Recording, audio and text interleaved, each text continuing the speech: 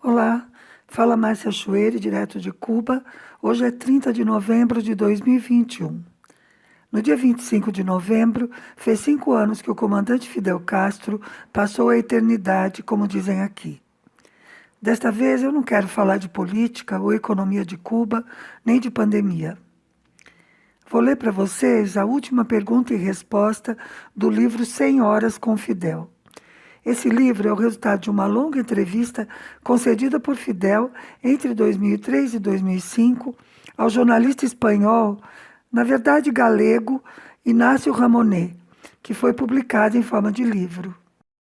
Antes eu vou ler um pequeno trecho da introdução, que já vou traduzindo direto do original em espanhol. Diz Ramonet: descobri assim um Fidel íntimo, quase tímido, bem educado e muito cavalheiresco, que presta atenção a cada interlocutor e fala com simplicidade, sem afetação, com modos e gestos de uma cortesia de antigamente, sempre atento aos demais, particularmente a seus colaboradores, aos membros da escolta, e que nunca diz uma palavra mais alta que a outra. Nunca o ouvi dar uma ordem, mas exerce uma autoridade absoluta em seu entorno por sua personalidade dominante. Onde ele está, só se ouve uma voz, a sua. É ele quem toma todas as decisões, pequenas ou grandes. Ainda que consulte e se mostre muito respeitoso e formal com as autoridades políticas que dirigem o partido e o Estado, em última instância, é ele que tem de tomar as decisões. Não há ninguém, desde a morte de Che Guevara, no círculo de poder em que se move, que tenha um calibre intelectual próximo ao seu. Nesse sentido, dá a impressão de ser um homem solitário, sem amigo íntimo, nem parceiro intelectual de seu nível. É um dirigente que vive, pelo que pude apreciar, de maneira modesta, quase espartana. Luxo inexistente, mobiliário austero, comida saudável e frugal. Hábitos de monge-soldado. Inclusive seus inimigos admitem que ele está entre os poucos chefes de Estado que não se aproveitaram de suas funções para enriquecer. Eu escolhi esse trecho porque mostra aspectos de sua personalidade que não se costumam divulgar. Agora eu vou ler a última pergunta e resposta. Diz Ramonet: mas a pergunta que alguns se fazem é: o processo revolucionário socialista em Cuba pode também cair? Fidel responde: será que as revoluções estão fadadas a cair? Ou os homens é que podem fazer que as revoluções caiam? Os homens podem ou não impedir? A sociedade pode ou não impedir que as revoluções caiam? Eu já me fiz essas perguntas muitas vezes. E veja o que lhe digo.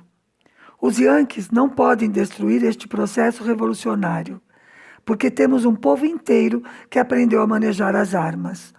Um povo inteiro que, apesar de nossos erros, possui um tão alto nível de cultura, conhecimento e consciência que jamais permitirá que este país volte a ser uma colônia deles. Mas este país pode autodestruir-se por si mesmo. Esta revolução pode destruir-se. Nós sim, nós podemos destruí-la, e seria culpa nossa. Se não formos capazes de corrigir nossos erros, se não conseguirmos acabar com muitos vícios, muitos desvios e muitas fontes de fornecimento de dinheiro dos novos ricos do período especial, ao qual não devemos voltar. Por isso, estamos agindo, estamos marchando para uma mudança total da nossa sociedade. É preciso mudar de novo, porque tivemos tempos muito difíceis. Criaram-se desigualdades, injustiças. E vamos mudar sem cometer nenhum abuso. Hoje posso garantir-lhe que a superação desses problemas é uma meta perfeitamente alcançável. Haverá uma participação cada vez maior e seremos o povo que terá uma cultura geral e integral. Martí disse: ser cultos é o único modo de ser livres. E sem cultura não há liberdade possível, Ramonet. Por isso, eu também tenho fortes reservas e críticas à globalização neoliberal, um sistema que tem as pessoas passando fome. Isso de viver no engano, na mentira, semeando o egoísmo, criando o consumismo, para quê? Para que o homem atingiu essa condição se ainda não pôde nem ser capaz de garantir a sobrevivência? Não podemos levantar-nos uma estátua por nossa capacidade política. O mundo está ameaçado por incontáveis perigos. Ainda temos de demonstrar que somos capazes de sobreviver. Como eu sou otimista, eu sim tenho esperança de que este mundo sobreviva, porque o vejo reagir. Vejo que o homem, apesar de seus erros e seus milênios de história, poucos milênios, uns 3 ou 4, em um século multiplicou seus conhecimentos. Mas muitos desses progressos também serviram para semear veneno, servem para transmitir ideias falsas e transmitir informação errônea. Tento analisar quando avançamos e quando houve retrocesso, quando caímos na rotina e quando caímos no plágio. Algumas qualidades, como o hábito de não copiar, de confiar no próprio país, de combater o chauvinismo. Não há um país melhor que o outro. Todos têm suas características nacionais, culturais. Você pode ver isso na América Latina. Somos um feixe de povos que falamos o mesmo idioma, temos quase a mesma cultura, a mesma religião, a mesma idiosincrasia, somos a mesma mistura. Eu tenho esperança também de que a maioria dos programas que estamos desenvolvendo sejam experiências que se multipliquem.